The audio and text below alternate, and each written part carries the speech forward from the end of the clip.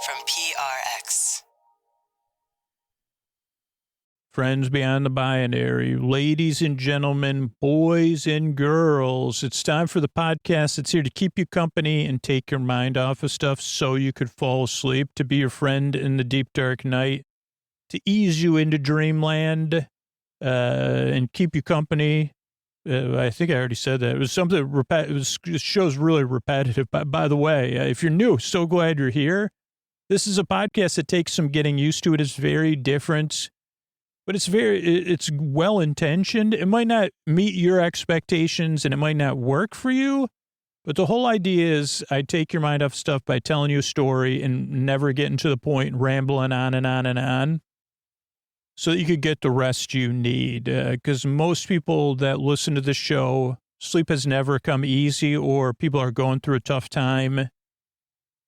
And it could be, physical sensations. It could be thoughts. It could be feelings. But it's really hard to stop those in my experience, and to just take my mind. Like my family used to always say, well, why don't you stop thinking about stuff and just go to sleep? And I said, at this point, I just laugh at that kind of stuff. But when I was a kid, at first, when it started happening, I was like, wow, this really is not good, because they don't even understand. If I could just stop thinking and go to sleep, I would do that. And this podcast does something different that I learned from listening to comedy radio, which is just takes your mind over here to where I am, where you have no stakes. I'll be doing all the rambling. I'll be doing it, but I'm here for you to keep you company. So if you're new, just see how it goes. It takes some getting used to. It's a different show. But I really genuinely hope it can work for you, like the people it has for a while. Or while you're getting through whatever it is you're getting through right now. And what to expect is we got some support coming up. That's great, because you can listen to the ad-supported feed for free. Then there's a long, meandering intro, which is meant to ease you into bedtime. It's not part of the support. It's you don't want to miss out on it unless you're a regular listener and you kind of already figured out how you like to listen to the show, because it helps people get ready for bed and eases you into bedtime. Then there's some sport. Then there'll be a bedtime story. Tonight, we'll be looking at a pilot episode of an 80s TV show about Whiz Kids. And it was out there. And this was something I watched because we're kind of waiting to do any new content because of the strikes. So this, I don't know even when this episode will come out, but it was a doozy, man. And so then, and there's some thank yous at the end. So that's the structure of the show. And I'm really glad you're here. I work really hard at your next drive. Thanks so much for coming by. And here's the ways we're able to do it for you for free twice a week. All right, everybody. I want to thank Claritin, tonight's sponsor, for supporting this episode and provide me with some samples. I suffer from seasonal allergies. Not only do they get in the way of me living my life, they get in the way of me making this podcast to put you to sleep, because when those allergies are really kicking in, I sound weird and I do not feel good at all. Luckily, for those of us who live with the symptoms of allergies, we can live Claritin Clear with Claritin D. The double action combination of prescription strength allergy medicine and the best decongestant available relieves sneezing, a runny nose, itchy and watery eyes, an itchy nose and throat, and sinus congestion and pressure with ease. And that's what I like about Claritin D. It covers all those bases. For me, I love the relief from the runny nose and the sinus pressure. Holy cow. Those two things combined, I'm like the worst two symptoms to have at the exact same time. So I love the relief Claritin brings. And I've been taking Claritin D this spring for this allergy season. And it's been a game changer, because I can go out on my runs and on my trail runs and not have to worry about, am I going to be able to record the podcast tomorrow? Because my nose is running and my sinuses are clogged. Ready to live life as if you don't have allergies? It's time to live Claritin Clear. Fast and powerful relief is just a quick trip away. Find Claritin D at the pharmacy counter. Ask for Claritin D at your local pharmacy counter. You don't even need a prescription. Go to Claritin.com right now for a discount so you can live Claritin Clear. Use as directed. Thanks, everybody. All right, everybody, Scoots here. We no longer have the Sleepy Supporter Zone. We're restructuring the podcast so it can be here for you twice a week. And so this is part of the show, too, now, where if you listen to Sleep With Me on a regular basis and you get something out of it, like it makes your life better. Does Sleep With Me make your life better? Or improve it anyway? Or even does Sleep With Me make bedtime more tolerable for you? That's really, the goal is to go above and beyond that. But does Sleep With Me even achieve that? Like say, well, bedtime's a lot less worse with you, Scoots. If the answer to that is yes, could you set an alarm right now? Just go to sleepwithmepodcast.com/plus. If Sleep With Me has changed your life for the better, please rush over there. Set an alarm. Write a note to yourself right now. Set a reminder. Because not only will you ensure Sleep With Me is there for you, but other people as well who cannot afford to support the show and rely on it. But here's the other thing. You don't want to miss out on Subscriber Summer, so test out Sleep With Me Plus. Get signed up so you get all those extras that are coming there for Subscriber Summer. We're doing another summer of really special stuff, and you can get all that at sleepwithmepodcast.com/plus, sleepwithmepodcast.com/plus. Check it out and let me know what you think. That's the first part of this new structure we're going to do here. Mystery Bard. A lot of people help out on that on this show. This show, that show. Who are they? Posty poster son sounds like an earful. Wrote the theme song. Edits episodes. Carl W. the legend. Also edits episodes. Ashley, Kenny, Scotty, Jennifer. Runner. Eric and the team at Astound are on the website. I am the mystery bard. I do the lullabies, yeah. I do commissions at JonathanMann.net. I'll write a song for you. Any reason at all. You can tell me the story and I'll make it personal. You see the kindness shine straight on through when the listeners form their own Facebook group. Keith, Stacy, Sarah, Julie, and Jennifer. These are your moderators. Get support, dear Scooter, on Patreon. Buy the merch and support the sponsors. You can find anything you want at sleepwithmepodcast.com. And we're so proud that we could dance. Rusty Biscuit, Lois, Anna like banana. Leah does the transcripts. Well, thanks, Mystery Bard. And here's one more thing. This month, we're part of the Orlando Park Stop fundraiser benefiting the Trevor Project. You're going to hear a couple special episodes in June. So please support the Trevor Project. Use the link in our show notes. You can join the auction. You could contribute directly. And if you do donate more than $100, let me know about it so I can send you a pressed penny from Ray. And what do you say we slow it down and get on with the show? Hey, are you up all night tossing, turning, mind racing, trouble getting to sleep, trouble staying asleep? Well, welcome. This is Sleep With Me, the podcast that puts you to sleep. We do it the bedtime story. All you need to do is get in bed, turn out the lights and press play. I'm going to do the rest. What I'm going to attempt to do is create a safe place where you could set aside whatever's keeping you awake, whether that's thoughts, things on your mind that you're thinking about, thoughts from the past, the present, the future, feelings, like anything emotionally coming up for you related to those thoughts or feelings that are just there. It could be changes in time or temperature or routine. You could be traveling or visiting, or you could have guests. Maybe you work a different schedule. Maybe you're just going through something. Whatever it is, the reason I run through all that stuff isn't to to really remind you of what it is that's keeping you awake, but to remind you that you're not alone.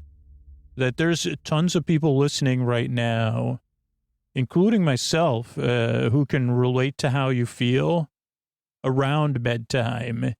And I might even be able to relate to how you feel at bedtime or relate to how you feel when you can't sleep. I'm pretty sure I can connect to that stuff because I know how it feels. Like I've been there. And even if I don't have an ability to relate to whatever it is you're going through right now, there's enough people listening that right now as I'm saying this, someone is listening somewhere in the world who understands. And they are leaning in right now because they're paying attention because they heard this at one time, the first, second, third, fourth, fifth time they listened. And then it clicked for them and they said, wow, finally somebody else is out there. And I can kind of feel their presence, even though it's in a non-traditional way, because they understand how I feel and how it's not easy. It's intense. And they, just like Scooter, who's talking right now, knows, like, I deserve a good night's sleep. I deserve a bedtime I don't need to dread, a bedtime I could look forward to.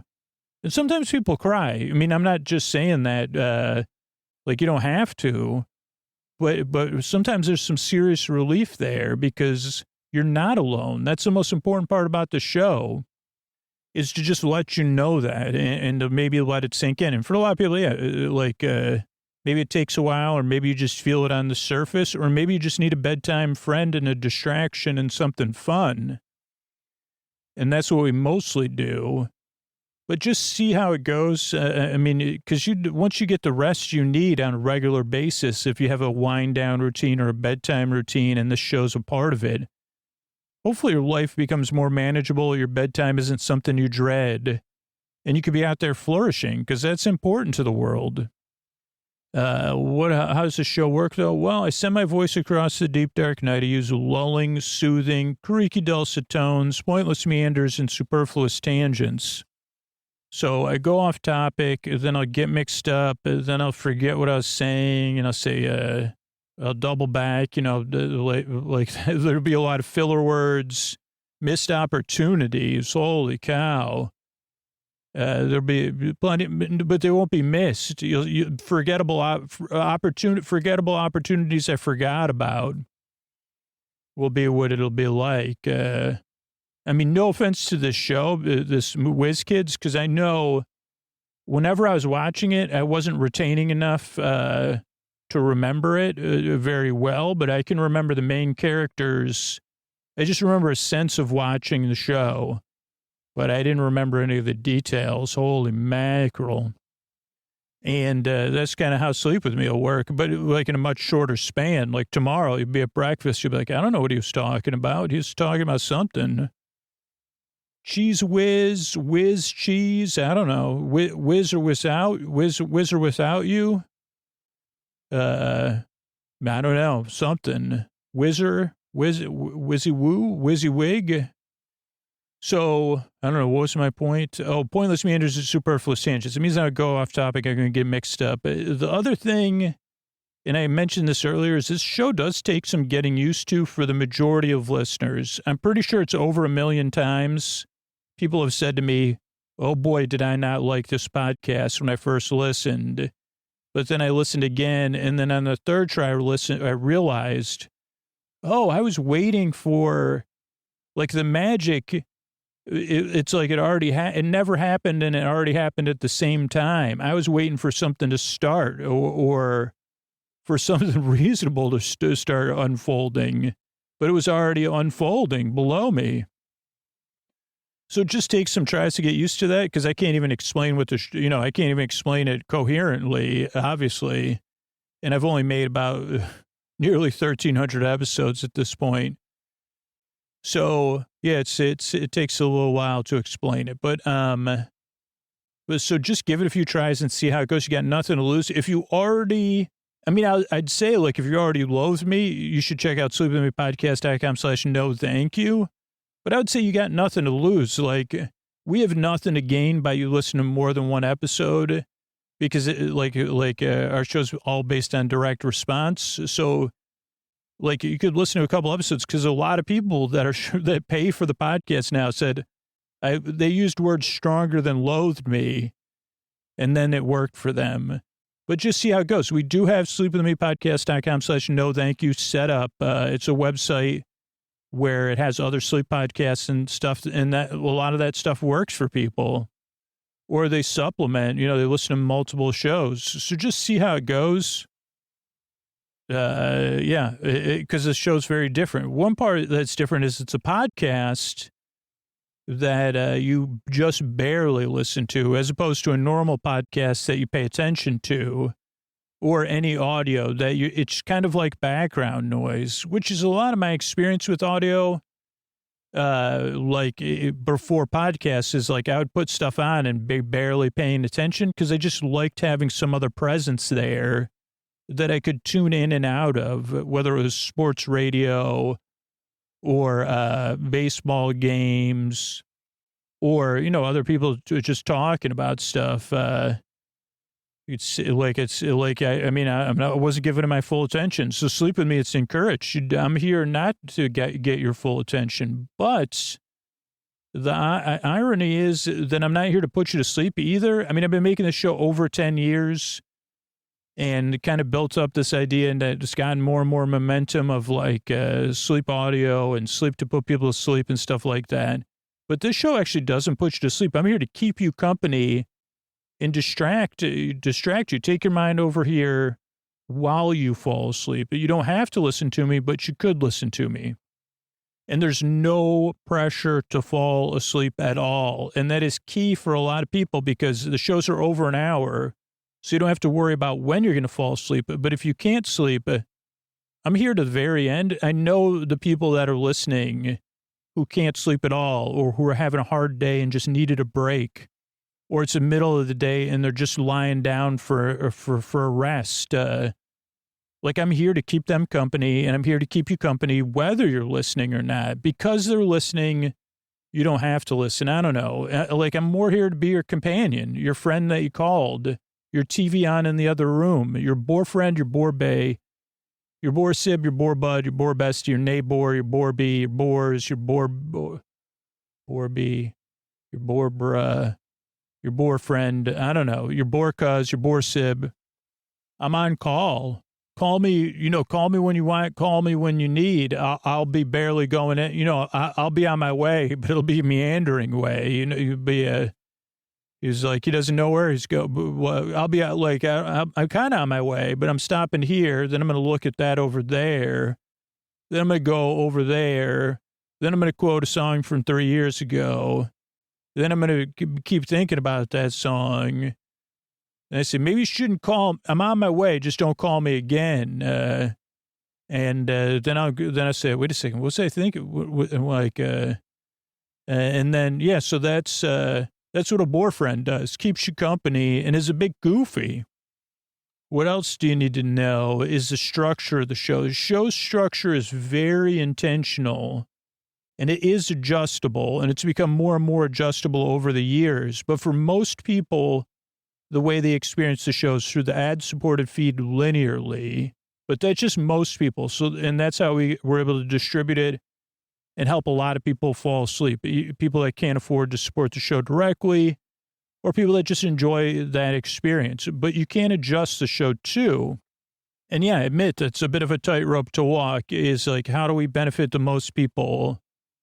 And so this is just what we've learned over the years of making the show. So the show starts off with a greeting, friends beyond the binary, ladies and gentlemen, boys and girls. That way you feel seen and welcomed in. You say, I might check that show out. I don't know, but I'll give it a few tries. I heard him say, yeah, give it a few tries. Then there's support. So paying for the podcast is optional.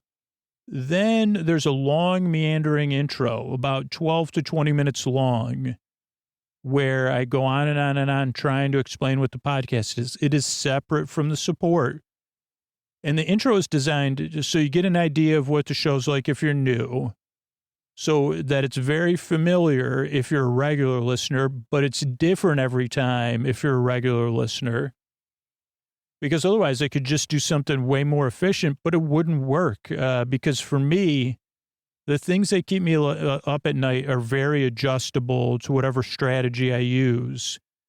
And so I have to find new ways to, it's just like, oh, this is familiar, but I don't know what he's going to talk about next.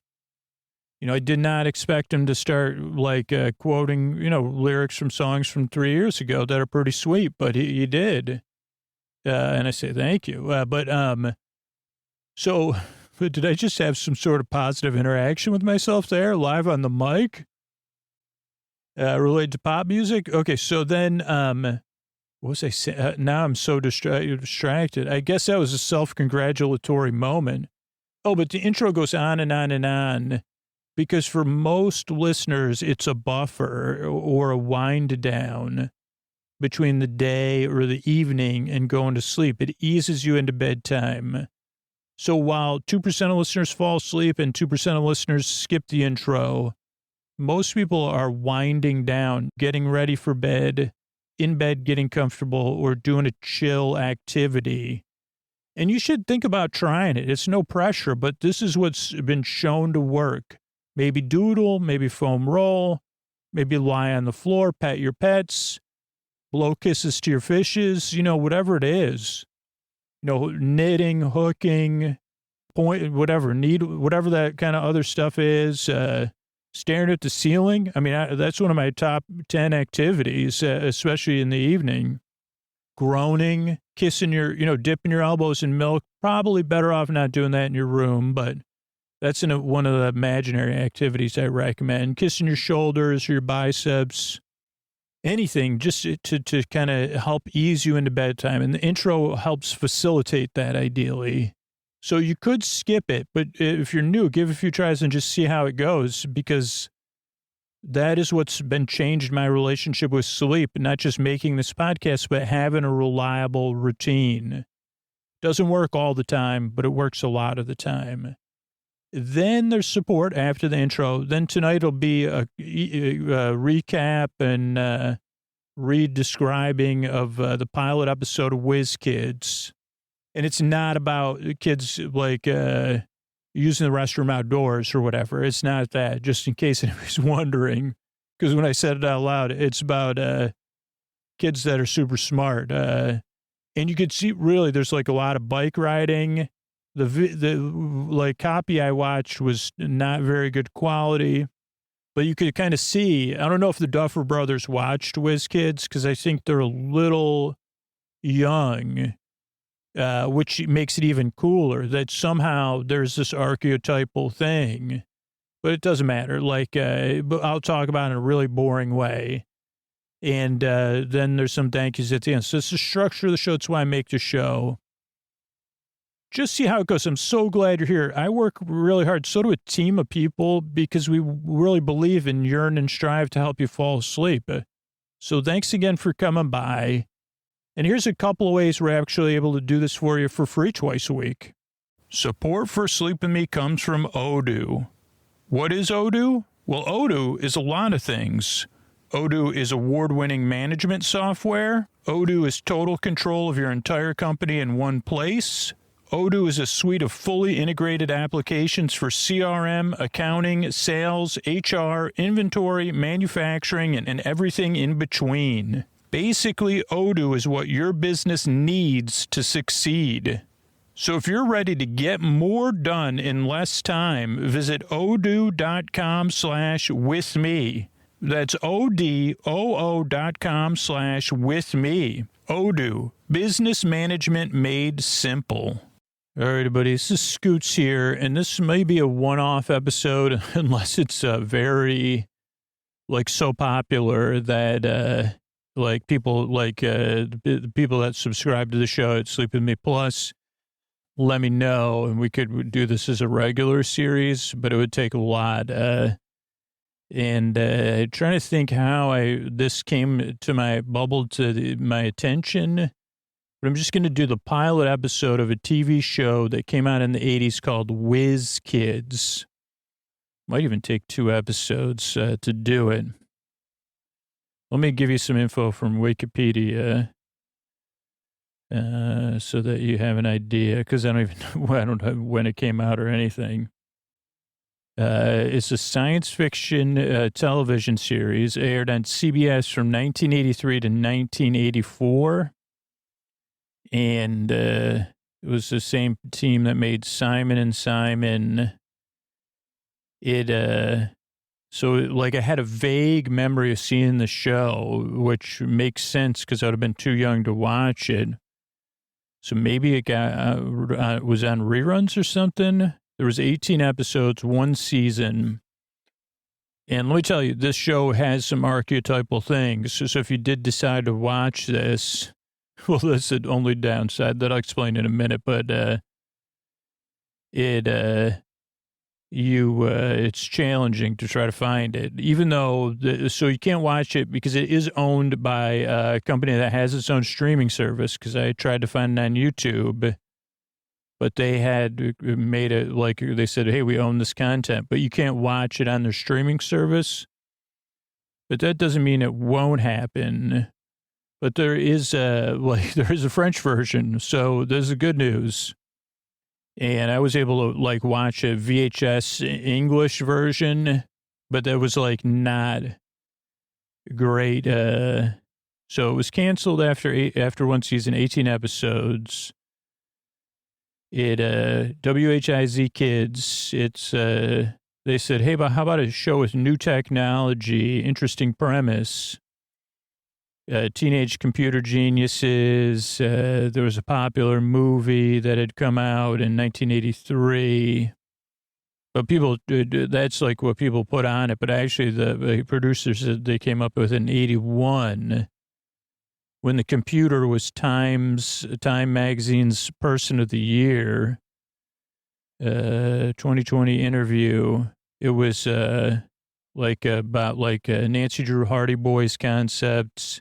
Pitched in 82, then the computer aspects, and it was going to be on head-to-head with 60 Minutes to appeal to a juvenile audience. And they said, okay, let's do it. The pilot was $2 million,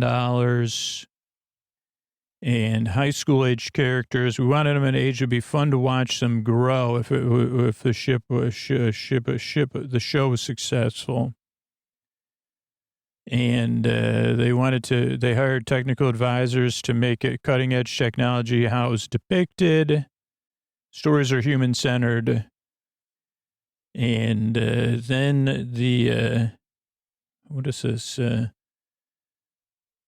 was screened, and they didn't like, they didn't want any hacking to go on. So they had to make a lot of changes. So they found they found different ways, and teens needed a moral compass. This was the 80s for sure. Teens are not allowed to access classified information. So little 80s, making it whatever. So I remember the show, and I remember it fondly. I don't know how many episodes I saw, but enough that when I saw all the main characters, I felt a fondness for them from the past. So that's my first observation. I don't think I was watching it in 83 or 84, because, again, I would have been too young.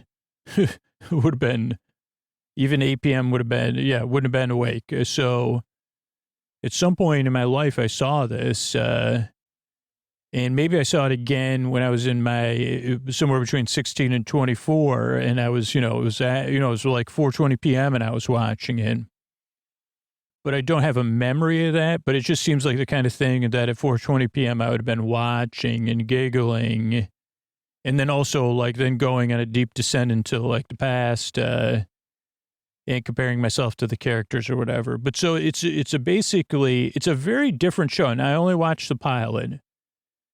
And tonally, and I think I talked about this in the intro, I definitely think it's too old of a show, or too vintage for the Duffer Brothers to have ever seen it. But so that's when I say it's archetypal, or has archetypal elements, because archetypal elements that you see in that Duffer, odder things and stuff, and other Goonies or whatever are in this show. And this show's pre-Goonies, definitely pre-Duffer Brothers. Let's just see. Let's look up Duffer Brothers. What do you think? Duffer Brothers are, their vintage is what, 85 maybe? 90? It's spelled with a U, though, Scoots. That's just my typing, not my spelling. Duffer Brothers. 84, man. I am good. Sometimes I'm good. So, yeah, the Duffer Brothers did not see the show unless they were watching it. And maybe they were watching it as 10-year-olds when I was watching it as a 20-year-old. So, okay. So any other things I'm supposed to be covering here? Okay. Well, let's say you wanted to watch this. I would recommend, so I'm going to be watching a version of it I had to track down. It seems like it's a digitized version, but it's a French version of the show, which obviously works because I don't need audio for this recording portion. The French title of the show is Les Petits Genies, so the small geniuses, I guess.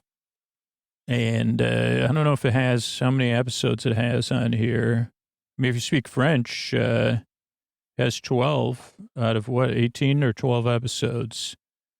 Oh, because there was no English DVD release. Okay, interesting. So, wow, so we're getting interesting stuff here. Okay, so the show's called Whiz Kids. My only other observation is tonally, you could see how it, like, is in the same genre. And you could see, I guess, how it was on mainstream TV, that there was some changes made, but not with the pilot, because the pilot is tonally, it really tonally shifts a lot, which is like amazing, where you get it like you're thinking like, I don't know if you've ever watched, let's see how I can talk about one of the biggest influences for sleep with me, David L. And I don't know if you've ever watched David L's weather reports or what are they, lottery ball picks, or of course his body of work. But there's just elements in this where you're like, am I watching? But it shifts to like freshman. I'm guessing like 8th grade freshman in high school, a younger sister. And then going into this world, but I don't know. So it makes it for quite a ride, man. And also we get one of our favorite actors, Jonathan Banks, is in this, playing Jonathan Banks, and up until the end, a Jonathan Banks character. So I was like multiple times I just put Mike. So one by one, episode 1, season 1, episode 1. So when I watched it in English, it was off of a VHS, so it was not very good. You have Richie, Hamilton, Jeremy, Alice, and Cheryl, the kid's sister, and then Gallagher. But on the French DVD version, they have like a little teaser. And then the music on this show is very good. And then, yeah, there's this company, NASCorp. So even if you want to look it up on YouTube, that is on YouTube, just the theme music. It's very cool. But yeah, the one Lynchian thing, or one of the Lynchian things, or Lost, also reminded me of Lost, is in so there's like really cool elements to the show. And I guess I can see how the network, it wasn't, I guess the show in some sense wasn't able to define itself. So I don't know if in the later episodes they're able to lean into this idea of NASCorp running everything. But I think it's cool. I mean, personally, and it reminds me of stuff I really like. So yeah, one by one VHS, Cheryl, kid sis, there's a reporter, Gallagher, which I guess in the, now that everything has to be no hacking allowed, like according to the Wikipedia article, maybe there's other authority figures that help the youth. But it starts out with, let's see, right now they're doing the thing, Les Petits Genies, and we see some fish, some fractal art. We got Max Gale. I don't think Max is in the first episode though. Oh, oh my goodness. There might be more than one reporter. Interesting. But yeah, they start to show Richie's the main character. And he's turning on his computer stuff. Then we got Hamilton is the cool cat. He's kind of like got this jock type. He's flexing his muscles. Then we've got Jeremy. Jeremy's popping a wheelie on his bike, running for office, or volunteering as someone running for office. Then we have Alice, who she's playing the cello, doing ballet. And we have Cheryl, the younger sister. Cheryl, keep out, her arms are crossed.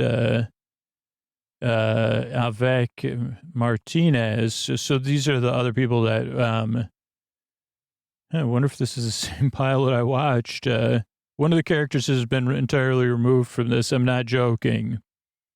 So there was a reporter character named Gallagher. Okay, but this is what I saw so far. So a cab turns on a corner, takes a right. It seems like it's Los Angeles, and pulls up to a detection center. Detection. I thought it was a defection center when I saw it. That was my note. Somebody gets out of a cab. She crosses the street. She's looking at a building, goes through a gate. It's a building to get well. And then the camera starts to go right, and we see it's run by the NASCORP. So first thing. Then we have a character. She's looking in the mirror, and she's taking care of somebody that she cares for. And she says, I love you. Then we see that there's a two-way mirror, and we see Mike. Mike is a doctor. And then there's the hospital manager, Mystery John Bands. I don't know what that is. 30 years gone. And they get good use of silence with this because they're proposing all these ideas. Mystery John. Oh, so there's mystery. There's a mystery here playing out. But yeah, they have really good use of, they're preparing for they're up to something, these two, the head of the facility and Mike, who's the doctor, Jonathan Banks. And they can't agree. He's like, I need you, we need more time. We need to go fast or whatever. Then we get a sky shot. That's not quite yet. They go in, and Mike's like, okay, well, I'm going to be up to I want to do a couple, I want to find out some things. So, let me be charming here.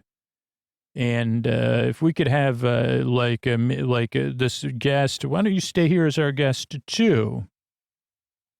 So she says, okay, I guess I'll stay here as a guest since I'm already caring for my family members. Then we get a shot of this park and neighborhood from the sky. And it's a helicopter shot, but it looks like a drone shot. And we're seeing all the guest performers. Let's see. Where are we going to see it? Jonathan Banks. There it is. James Whitmore Jr. Don Dubbins. Okay, so we see this, I think, honestly, I'm almost positive, is the Universal Studios tour.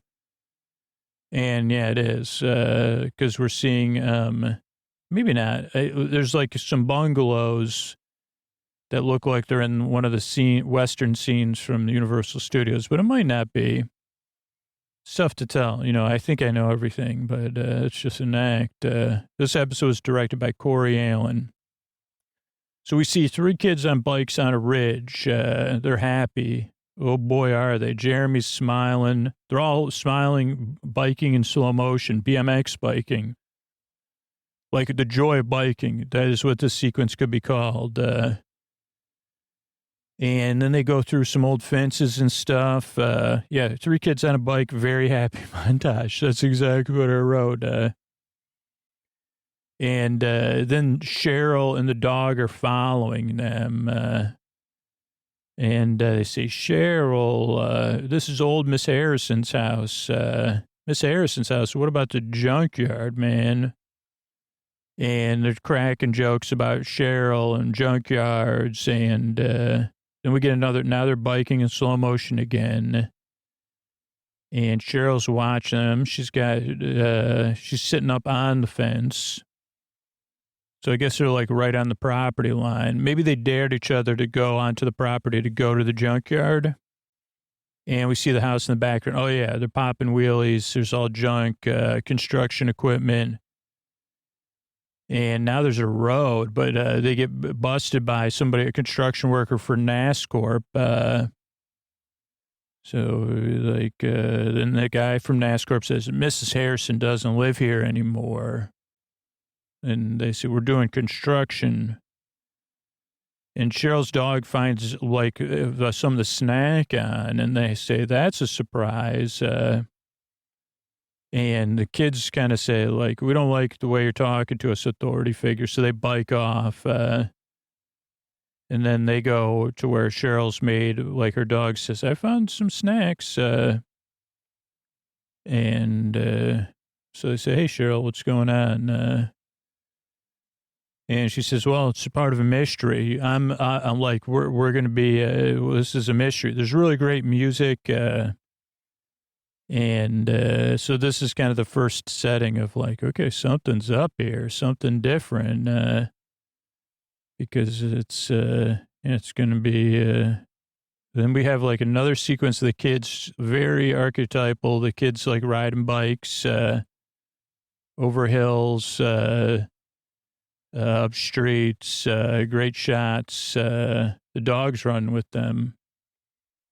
I don't see Cheryl, but they go back to the computer lab. The kid starts firing up his computer stuff. He's happy. Oh boy, he must be rich because he has a huge pool too. So, I mean, maybe it's kind of looks like an apartment complex, but he literally has his own computer room. Not trying to say pejoratively rich. It's just like I wouldn't be on my computer. I'd be in the pool, but that's his choice. And his computer already has Face ID. So it starts to do face checks on the boys after he fires it up, all three boys. And let's see. Yeah, so it's checking the boys. First, you got to put a bunch of discs in. It takes a little while to get his computer started back then. So it has to do, image recognition programs starting up. So it scans them. He's very proud of his computer room. Then they're like, what's the deal, dude? He goes, okay, we got to get some remote access. The Los Angeles Gazette. Gallagher is the reporter. And there used to be this term Kilroy. I don't know what it is. I guess I could look that up too. Okay, I guess Kilroy, it was a meme. It used to be Kilroy was here. It started with graffiti and doodles. He's like logging in his Gallagher.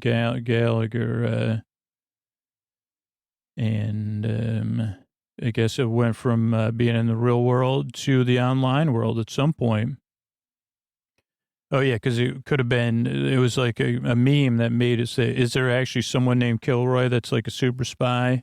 So then we have Gallagher work. He's seeing the kids are logged in on his computer. We go back to the construction site, and we see that this developer was like, so there's a developer on the phone at the construction site. It's also the guy that was running the place of rest where everybody was getting well. And he's overlooking this development. He's patting his head. You don't twirl your mustache in the 80s. You pat your head. So, but he says, this actually works out perfect for me. Jackpot. Then their kids are with the reporter. The reporter is reporting on this mystery 30 years ago. Kids and the reporter, Shirley Harrison. And so they say, okay, there's actually some kind of story here. There's also the construction guy. We have a cool fade effect coming up. But they're like, okay, we zoom in on the construction guy, somebody else. And then it fades from somebody else to back where Mike's in charge, future Mike. And we see that the person from the cab is now staying there, helping instead of is being cared for at the same place like somebody she was visiting was being cared for. Then we go back, and the main kid, whose name I can't even remember, is asleep at his computer. He's in his pajamas. I guess it's morning. He slept there all night. His mom says, it's time for school, hon. And she seems very nice. Then we get like a title. Oh, then we see High School Allison, title survey, great graphics, no chase, no change. So the kid's he's got some sort of like, he's got some kind of data mining going. But he leaves. Maybe he's not in his pajamas. Then we see their high school, very modern. by 80 standards, ultra modern. And maybe we're at the computer lab. What do we got here? There's a door. Library and use periods 2. Oh, computer class. Allison sees them. They're using the librarian's computer to do research. And they're using a map. Oh, great graphics. Yeah, they're looking at maps and titles and deeds. And yeah, Alma Harrison owns that. She's owned it since August 19th, 1903. Last appraised 1977, 1.3 mil for the land. So they're like, wait a second, maybe this mystery has to do with the land and transfer of deeds. Allison says, why don't you look it up there? Whatever. They brainstorm together.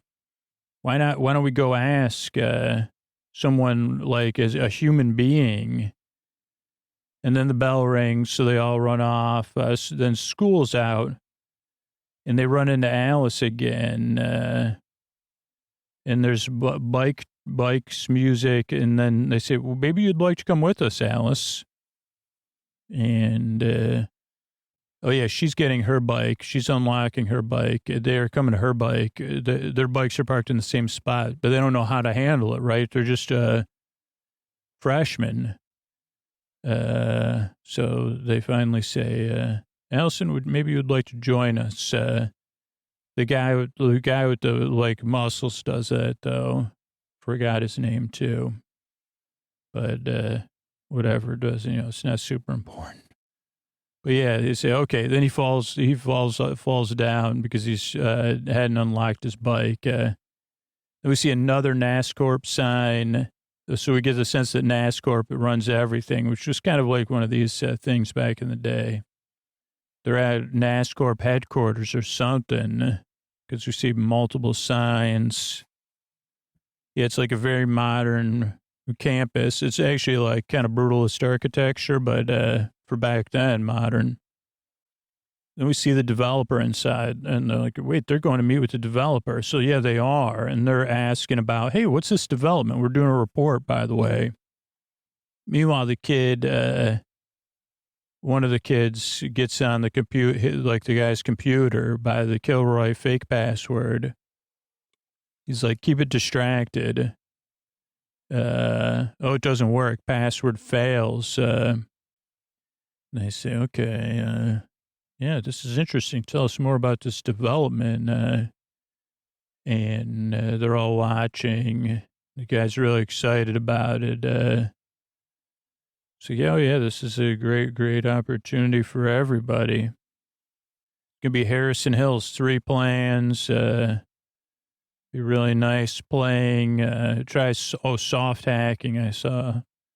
And, yeah, they say, well, what about that other land? Doesn't somebody own it? Oh, yeah, but it'll be default on the taxes, so we'll be the highest bidder. Then his kids leave, the construction guys there. Of course, he recognizes the kids. He says, those are those meddling kids. And they say, okay, we got to find everything out we can about these kids then. We need to know everything. Then we have a payphone sequence where all the kids are on payphones trying to do research to find the original title owner. So, no, not exactly riveting stuff except for a sleep podcast, transfer of titles. I don't even really know what a title is. Proof of ownership, I guess, because I have a title for my car. But the kids find her, and then they hop on the bus. They go and they say, oh, no visitors today. And there's theme music, but then the kids, they're like, well, we're going to sneak in then. And so Allison pretends to be a fake nurse, and they're like 211 or 240, huh? Okay. They get confused because there's two different numbers. And then they run to somebody else who's actually trying to be helpful. She goes, oh, no, she's in 240. Like maybe you had your people mixed up, but she's resting. And then we have like more bike riding with ominous music. But we go back to the computer clubhouse, and Allison's like, oh, well, I guess this is it because you guys are in your own club, huh? And they say, no, well, we didn't say you can't join our club. You just have to pass the initiation. So Ralph is the name of the computer. Ralph asks her name, Alice, not Allison Drew. And she talks to the computer, and she says she uses the nerd word, but they go, we're not nerds, we're hackers. Welcome to our club. Alice Tyler Lazenby. Maybe Lazenby's a computer expert at NASCorp. I don't know. But we find out that 94-year-old Miss Harrison, she headed out from Earth Farm to Big Farm. But she's not the person who took the bus, who was still there visiting her, who was still there sleeping. Then they go to the reporter who's like, yeah, there's a big story here. It's not the one you got. It's a 1950s mystery. Saves them 7 years. And this whole property's worth so much money. And they say, well, what if we make sure we know who everybody is? Isn't there technology nowadays for us to do that? And we have to prove who is who. So then they search a database. We actually get to see some computerized, some high-tech computer, like, what do you call them, newspaper layouts. And so they search the database with Ralph. And then we see there's even a NASCorp food service that runs the vending machines, because the vending machine doesn't even work right. Then our lead character's home. His mom says, well, are you going to join us for dinner? No. Did you do your homework? Yes. Did you do your chores? Yes. Mom. Well, how about, can you bring me dinner, Mom? So Mom is supportive of her son's interests. And he's got a computer arm that kind of feeds him dinner or dessert. So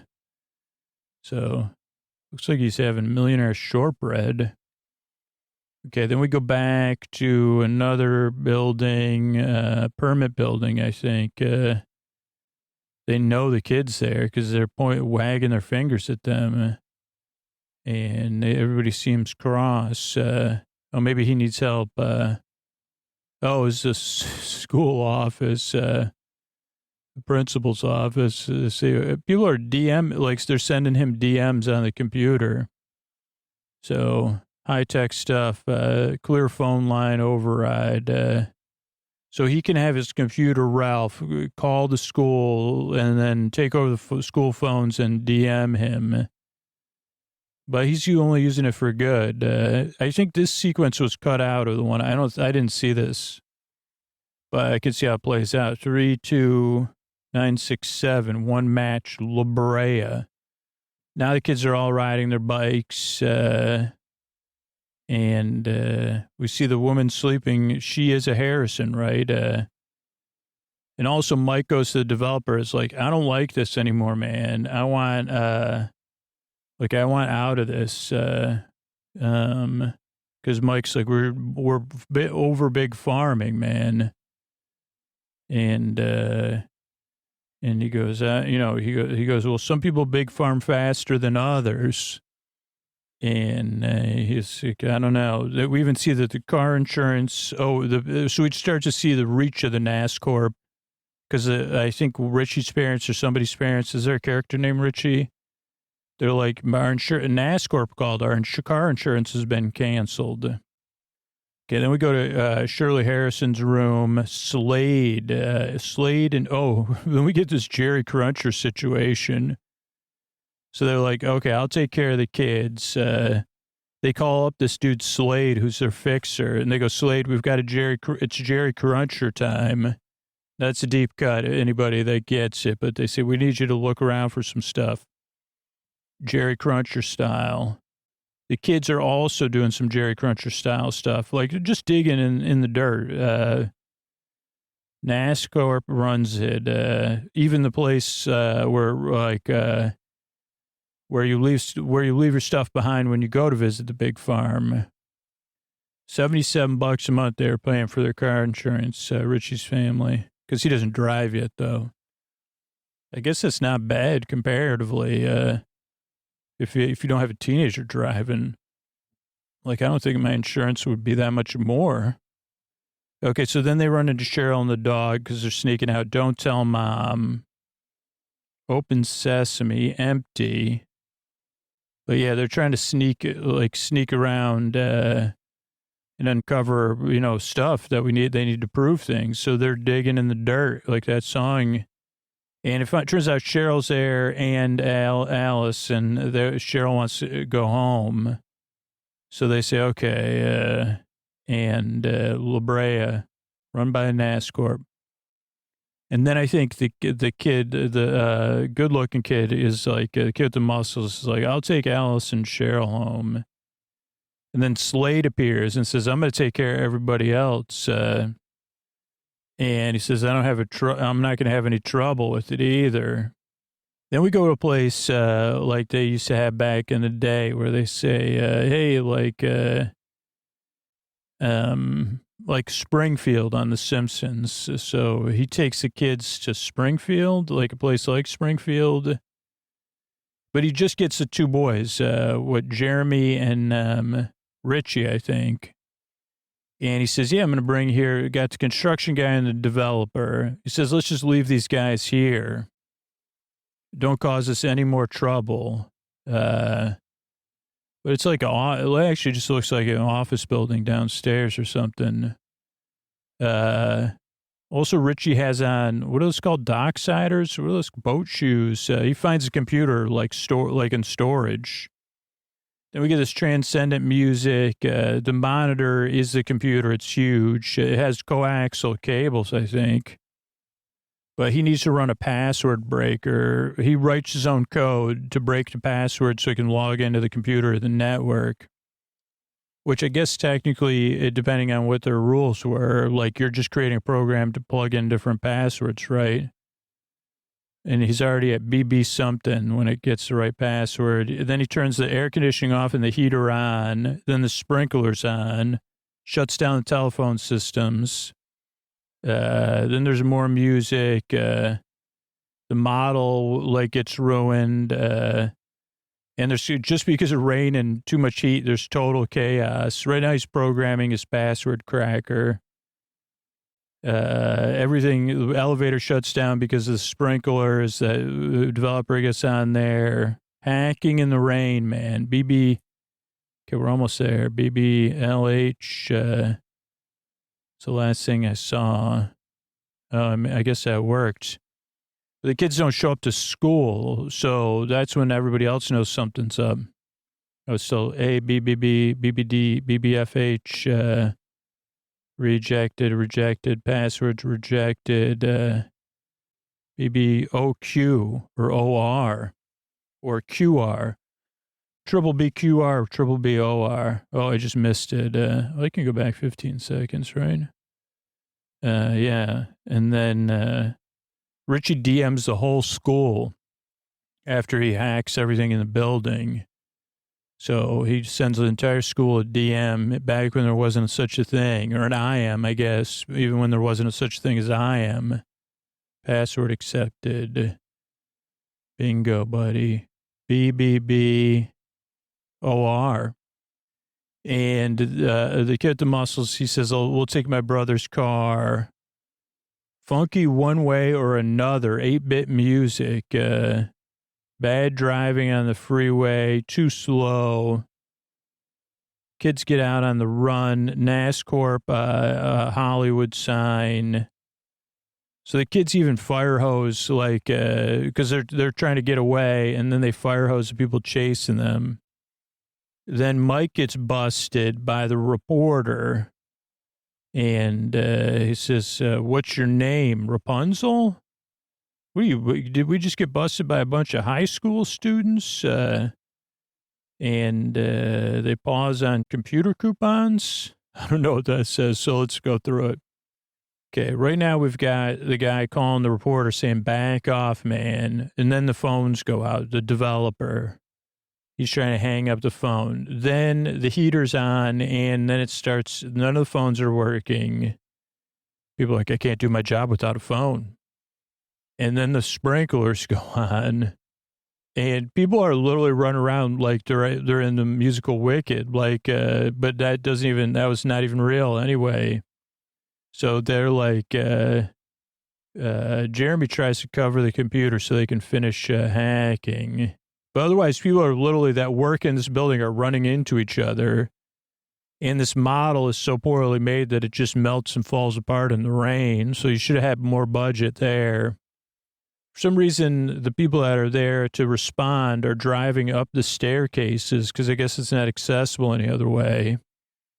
And they're even climbing and stuff. Like, it literally is like the entire company melted down because of heat and sprinklers. And the one developer's like, I got to get my model glue. He rushes to the elevator, pushes everybody out of the way.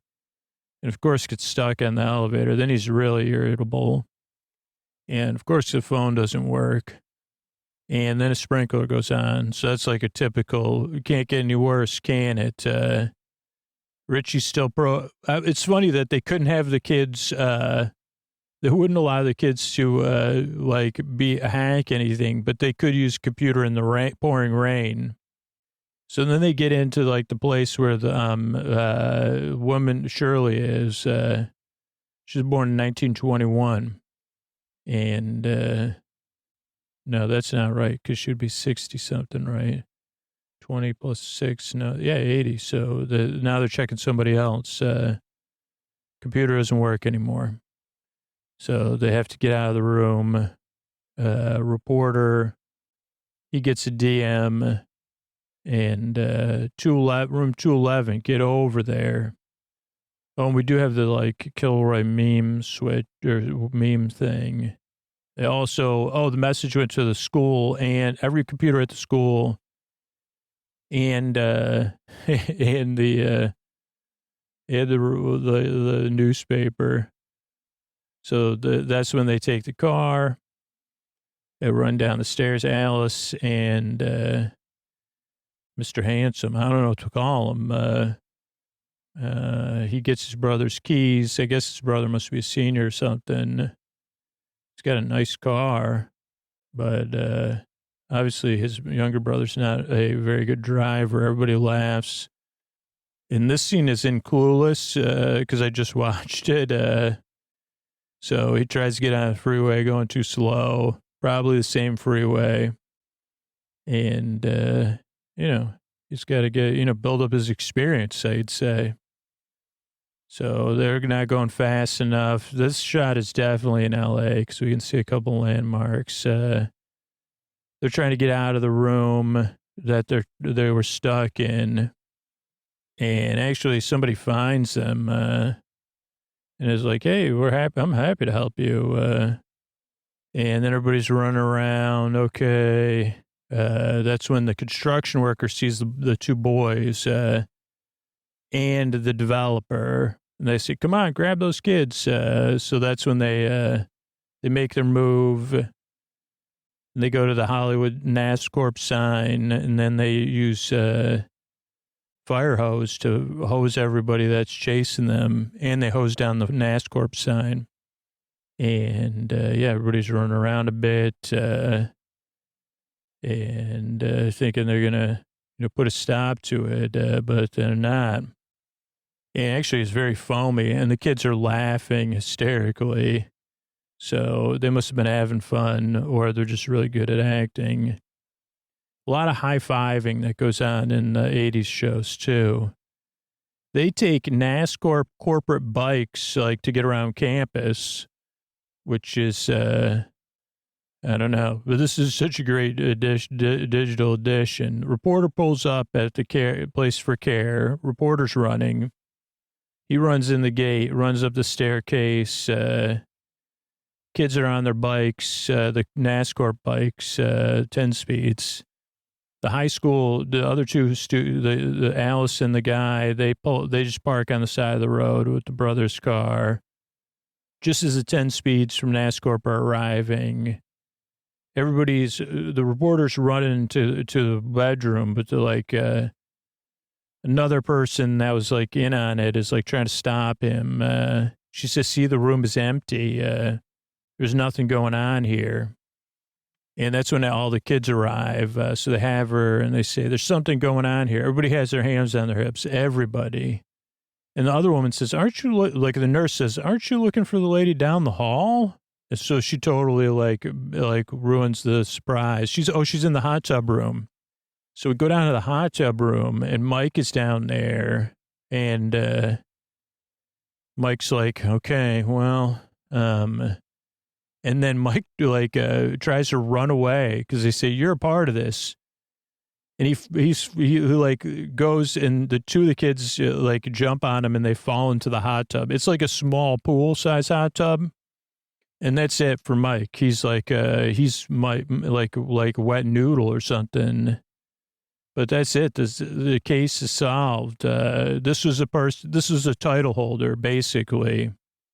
And yeah, Mike's totally, but also what's funny is that just somehow it's all resolved. Like, even though the sprinklers are still on at the corporate center, the reporter goes there as everybody's getting their consequences, trying to do interviews. And he says, let me take your picture. Case closed. Nice job, kids. Get in the picture. And it's kind of cute. And it freezes at the end of the four kids. And then it goes to a thing. Let's see what the headline is. NASCorp exec, two others busted. They're up to no good. And that one's Los Angeles Gazette published daily. But I don't know. I mean, I think, like, here's what I like about the show. Good casting. Like, I like the NASCorp mystery. And, it just has these, like, interludes of bike riding. There's a lot of joy in this one. And I don't know I don't know if I could watch this. I can't watch it in French because I don't speak French and there's no subtitles. There may be other like low quality VHS like duplicates out there, like, but that's hard to watch, you know? But yeah, let me know what you think. The reason we did this one-off episode was like, the strikes have ended, but I just want to make sure I had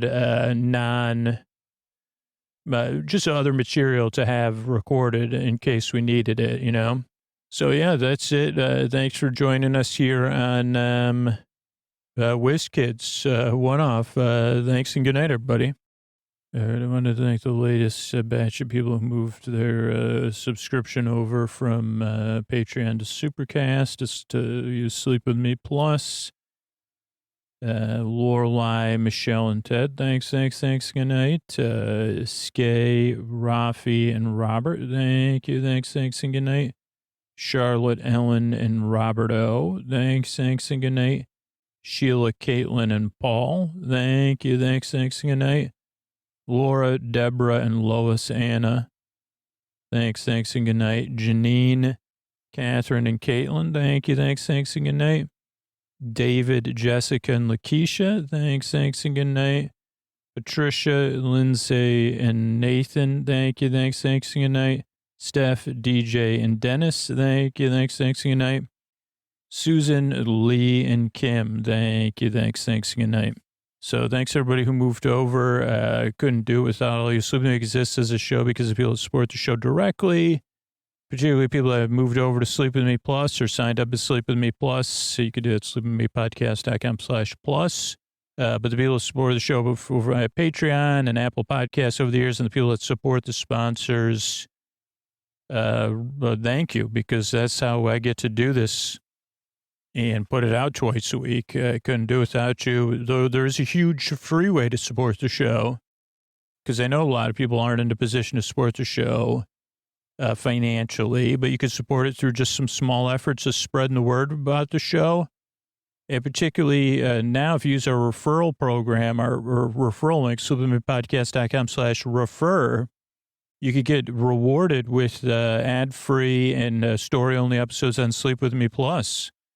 So, check that out. And thanks so much. Thanks, and good night, everybody. All right, everybody. It is time to talk about the mattress I sleep in nightly. And tonight's sponsor, Helix. Helix Sleep. Take that quiz at helixsleep.com/sleep.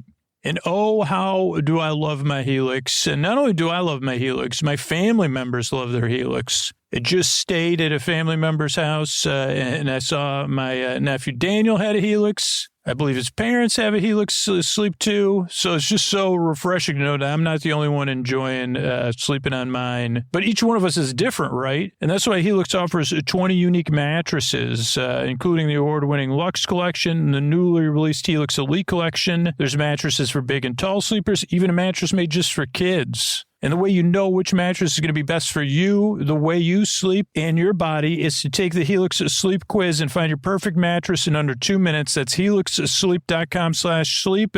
That personalized mattress is shipped straight to your door free of charge. And Helix knows you want to get to know your mattress, right? And you get to sleep on it in your own home. They offer a 100-night trial and a 10 to 15-year warranty to try out your new Helix mattress. And since everybody's unique and everyone sleeps differently, Helix has different mattress models to choose from, designed for specific sleep positions and feel preferences. There's models with memory foam for pressure relief if you sleep on your side, responsive foam to cradle your body if you're a stomach or back sleeper. And way back when I took that Helix sleep quiz, I got matched with the Helix Dusk. I chose the Helix Dusk Luxe. You know, I sleep on my stomach, I sleep on my side. I like to be cool. I love this mattress. Anytime I travel, I'm counting the days to get home and get in my Helix bed. And Helix is offering up to 30% off all mattress orders and 2 free pillows for our listeners. Go to helixsleep.com/sleep. This is their best offer yet, and it won't last long. With Helix, better sleep starts now. That's helixsleep.com/sleep. Thanks, everybody.